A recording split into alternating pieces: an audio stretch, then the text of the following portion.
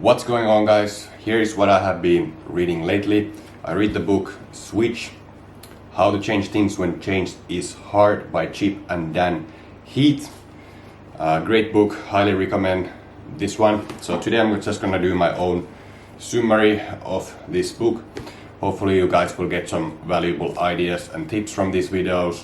However, this idea of the channel here or these videos about books, it's mostly me just making summary for myself, to teach this book to myself, to learn it a little bit better. That way I can memorize things better. Like Warren Buffett, I think, says that he tries to write down what he learned from a book every time immediately after he read it. Well, I finished this a while ago, but now finally making a review of this, and of course just share my opinion and thoughts, new recommendations for you if you're lacking ideas of what books to read. This is certainly a great one. So this, by the way, it's not really just for like leaders, business owners or anything like that. This is just about change and the psychology behind it in general. So whether you want to lose weight, you want to change things in your organization, you want to change whatever area of your life, this will help you in that. So here are just a few key takeaways I got from the book. In the beginning he talks a lot about willpower and there was this study which I found really interesting, which is about how they tested like the willpower of people and how long they would try to solve an intellectual problem. There was two groups and they both were presented two foods, but the other group got to eat the other food and the other one only the other food. The foods were radishes and cookies. So the people who didn't need to eat the radishes and got to eat the cookies versus the people who had to eat the radishes and couldn't touch the cookies. They could just look, but they couldn't eat. So it was really interesting that when they tried to solve this test, I forgot how many times they actually tried it, but it was multiple times over. The group that ate the cookies tried to solve the problem much longer than the group that had to restrict themselves, had to resist the temptation of eating the cookies and eat the radishes. Now there's not necessarily something that takes your willpower, I believe, in when you need to eat radishes, and there's nothing of a willpower boost much when you eat the cookies. It was the restriction, the self-restraint or the willpower needed to not eat the cookies even though they are present on the table that really significantly dropped the will of those people who then went on to try to solve the same problem. The truth is that problem could actually not be solved. It was an impossible test to pass, but that group who didn't lose any willpower before the test, they would still attempt over and over again much longer than the group that didn't. Another cool thing I learned from this book, which I actually learned also from the book Happiness Hypothesis, I hope I pronounced that right, hypothesis in English. So in that book Jonathan Haidt talks about the elephant and the rider.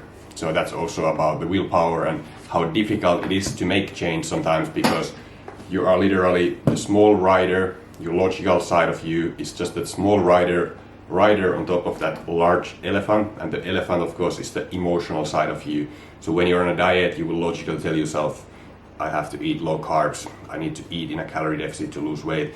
But then the emotional side of you is the elephant, and when you get to that work event and there is some delicious foods in a buffet there, the elephant is just gonna go crazy and just, you are not gonna restrict that.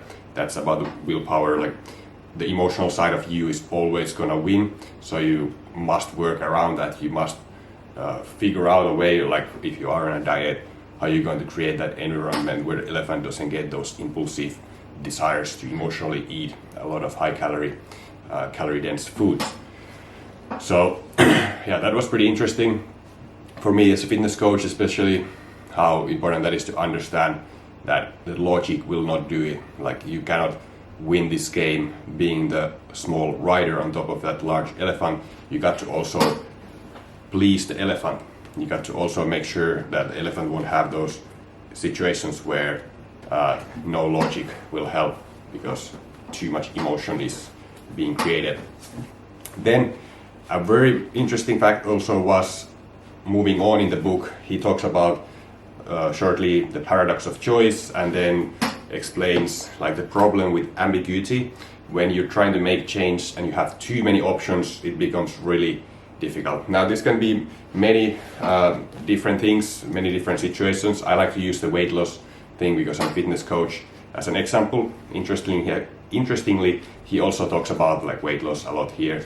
Even in the beginning of the book, he starts with a case study of people going to the cinema, and like the people who had a smaller bowl of popcorn versus a bigger bowl, they would end up eating a lot less.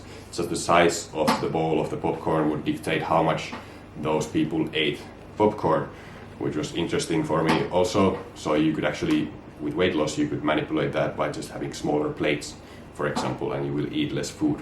Interesting psychological little things. But with the ambiguity, it's really interesting. Like, we often fail not because even of the willpower and so forth, or our desire to get to a goal, but we just have too many options, and that actually in fact will take your willpower. Because now when the advice is something ambiguous, like eat healthy, eat clean foods, or do blah blah blah, like you're not going to get clear instructions. You just have these like ambiguous statements that don't really guide you to specific actions, and now you need to make a lot of small decisions which will drain your willpower. So if you get the advice of eat healthier, now you need to eat breakfast. So how are you going to eat healthy? Now you're going to think, okay, so healthier, is it eggs, is it oatmeal, is it berry smoothie, is it fruit bowl, muesli, Greek yogurt? You have all these options of how to eat healthy or how to eat clean, whatever that means. That is a problem when you don't have clear instructions.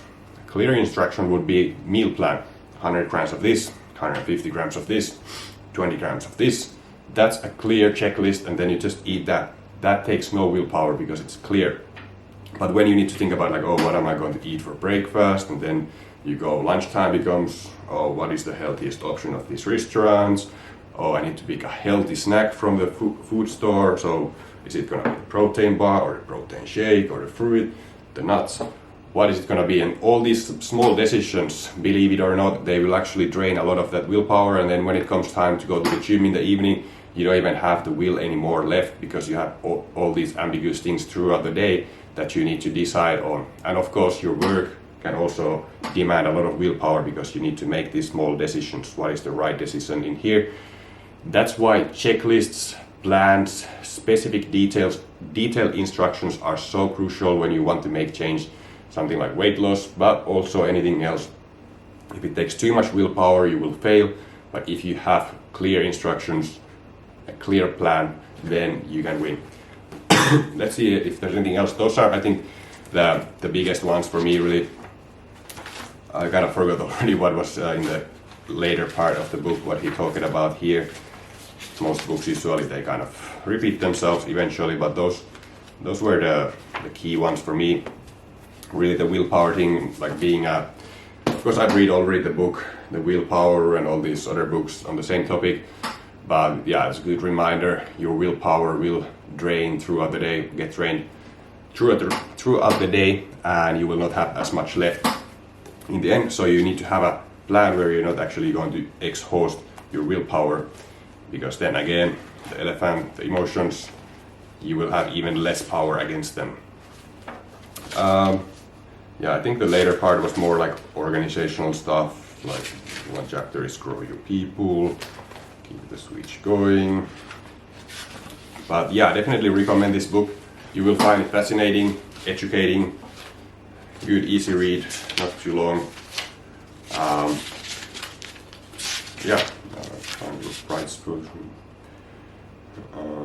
Yeah, it talks about chains and the motivating the elephant, like find the feeling, shrink the chains, grow your people, tweak the environment. That's huge. You need to have the right environment. That's the correct pronunciation, I think. So yeah, build habits, really hard. Like in my coaching program, that's really like central thing. Building those habits, having those checklists, daily goals. That's something I definitely keep like prioritizing in my program that people have those clear instructions, daily check-in, daily like checklists and everything, so they have clear, not ambiguous goals and targets and actions to take. But yeah, hopefully this helps. Hopefully this was gave you some idea about this book. I will link it in the description if you want to order this from Book Depository. And yeah, until next time, I'm reading right now Principles by Ray Dalio at the moment, and also Smart Pricing, some of the books I'm gonna summarize next. So stay tuned and hope you have a great day. See you soon.